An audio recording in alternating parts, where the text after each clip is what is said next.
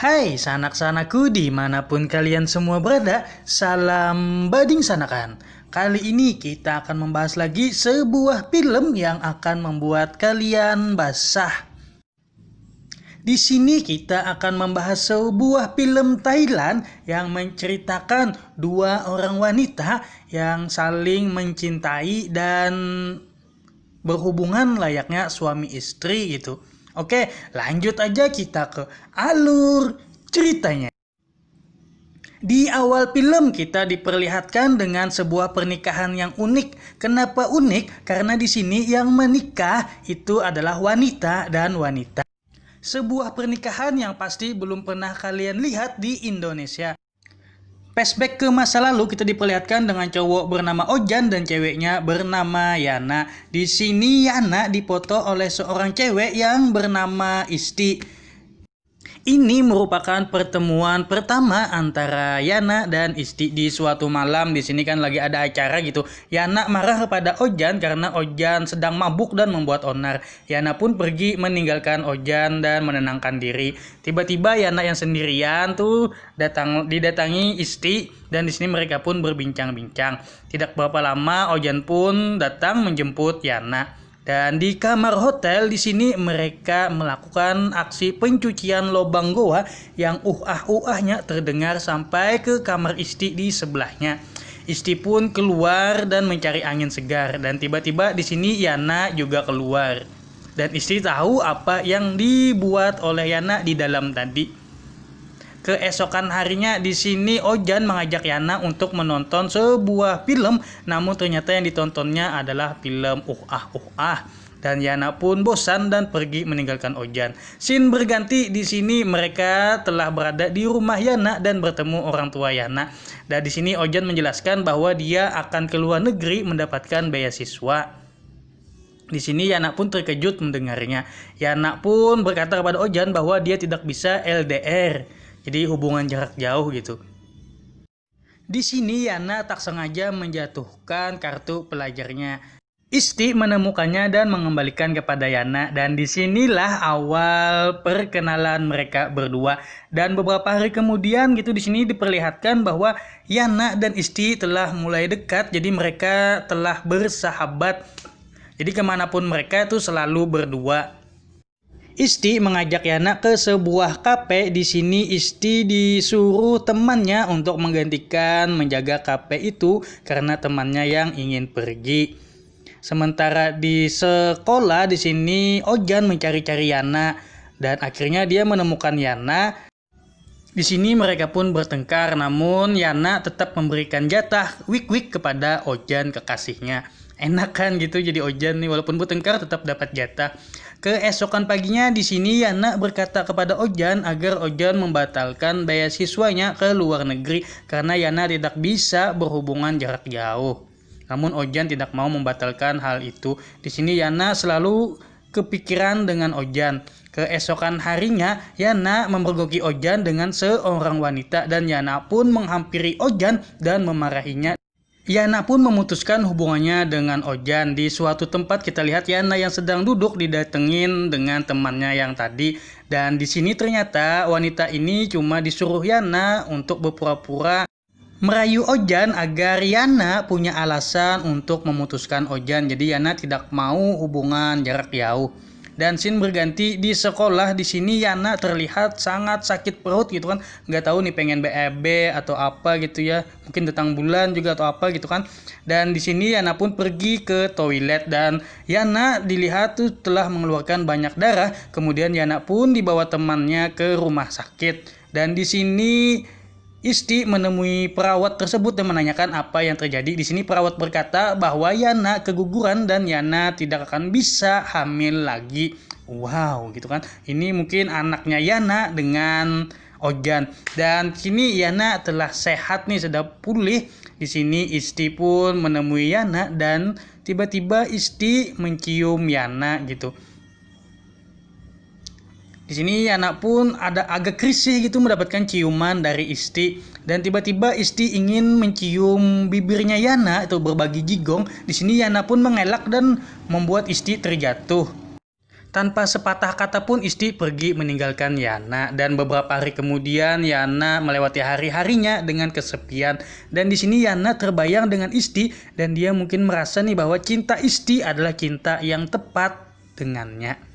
Dan dia pun berpikir untuk menemui Isti di tempat kerja Isti. Di sini akhirnya Yana telah bertemu dengan Isti di sebuah kafe, dan Isti menunjukkan dengan sebuah baju yang baru dibelinya. Tiba-tiba Yana itu mencium bibir Isti untuk berbagi jigong dengan Isti, dan di sini terjadilah aksi penggesekan dua buah lobang goa. Jadi lobang goa itu digesek-gesek. Ya mungkin kalian sanak-sanakku lebih tahu lah gimana gitu kan. Di sini kemudian Isti merasa bahwa dia harus mempunyai hubungan yang serius dengan Yana. Akhirnya Yana pun berbicara kepada kedua orang tuanya bahwa dia ingin menikah dengan sesama jenis. Di sini kedua orang tua Yana mah santai aja gitu, terserah anaknya. Jadi terserah Yana mau ngapain, bebas mah.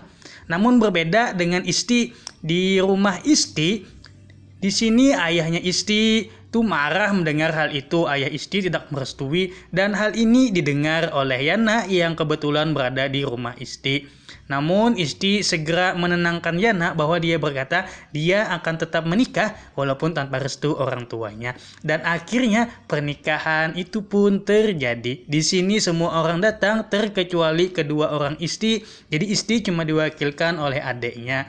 Dan mereka pun membuka sebuah kafe di sebuah desa. Mereka pun melalui hari-hari mereka tuh dengan bahagia, layaknya pasangan suami istri gitu. Dan di sini akhirnya kafe mereka pun terkenal sampai datang seorang reporter untuk memasukkannya ke televisi, dan hal ini pun membuat tempat mereka tuh makin viral gitu. Dan di suatu malam di sini Yana berkata kepada Isti bahwa Isti harus menemui orang tuanya dan menjelaskan bahwa mereka sudah menikah dan kembali meminta restu. Isti pun berangkat ke rumah orang tuanya. Di sini orang tuanya dengan Isti itu berbeda kota. Namun di sini kan ketika Isti berkata bahwa dia ingin meminta restu, ayahnya luluh dan berkata kepada Isti dia mau merestui asal Isti kembali ke rumahnya bersama dengan Yana. Jadi ayahnya tidak bisa hidup jauh-jauh dari Isti. Di sini Isti pun menangis karena kan dia baru membuka sebuah kafe dan sayang kan kalau ditinggalin gitu. Di sini datanglah adiknya Isti dan menenangkan Isti. Beberapa hari kemudian, kini Isti telah berada di kafenya bersama dengan Yana. Di sini dia kehabisan stok kopi dan dia pun ingin membeli ke kota. Namun di sini ketika Yana ingin membeli kopi tersebut, Isti berkata bahwa Isti saja yang akan membeli, dan Isti pun berangkat ke kota meninggalkan Yana. Di tengah malam, Yana mendapatkan telepon yang mengatakan bahwa Isti itu mengalami kecelakaan. Di sini Yana pun bergegas untuk ke rumah sakit. Dan Yana bertemu dengan dokter. Di sini dokter berkata bahwa Isti harus segera dioperasi. Namun dokter membutuhkan tanda tangan dari keluarga Isti atau suami sah istri. Di sini Yana ingin memberikan tanda tangan, namun dokter menolaknya, dan Yana harus mencari gitu kan keluarga dari Isti. Dan Yana pun di sini pusing, dan akhirnya Yana pun memutuskan untuk menelpon kedua orang tua Isti. Dan kemudian operasi pun dilakukan dengan tanda tangan kedua orang tuanya. Dan di sini dokter berkata bahwa mereka telah terlambat untuk menolong Isti. Apabila operasi terlebih dahulu gitu kan beberapa menit yang lalu, mungkin Isti masih selamat. Di sini Yana pun bersedih mendengarnya. Nah, di sini adalah pemakaman Isti, dan ayah Isti marah saat melihat Yana dan berkata bahwa Yana lah penyebabnya Isti meninggal. Di sini Yana pun tidak diperbolehkan mendekati makam Isti. Jadi Yana cuma melihat dari jarak jauh. Yana pun semakin hancur di sini.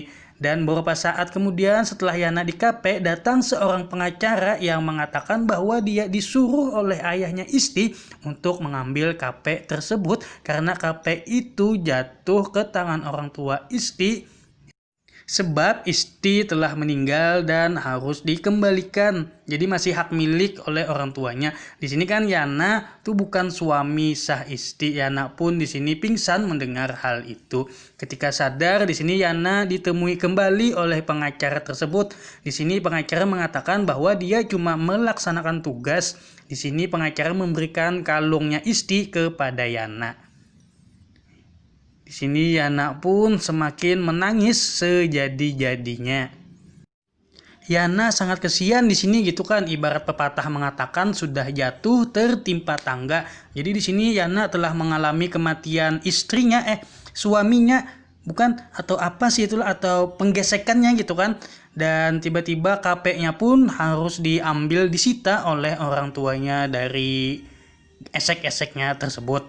Nah, di sini Yana pun akhirnya mengunjungi makam Isti dan kemudian Yana pun pergi entah kemana dan menghilang selamanya. Jadi di sini untuk penjelasannya, Isti itu mempunyai kelainan seks gitu ya. Jadi dia bukan menyukai cowok tapi dia menyukai sesama jenis atau kita sebut lesbian. Mungkin bagi kalian nih cowok yang normal kan bingung tuh melihat cewek yang seperti ini apa enaknya gitu ya. Atau juga cewek yang lurus-lurus gitu kan bingung juga nih melihat hal ini, ngapain sih mereka berdua gitu. Jadi ini tuh seperti sebuah penyakit penyimpangan gitu. Ya mungkin lah, ya kalian tahu lah ya.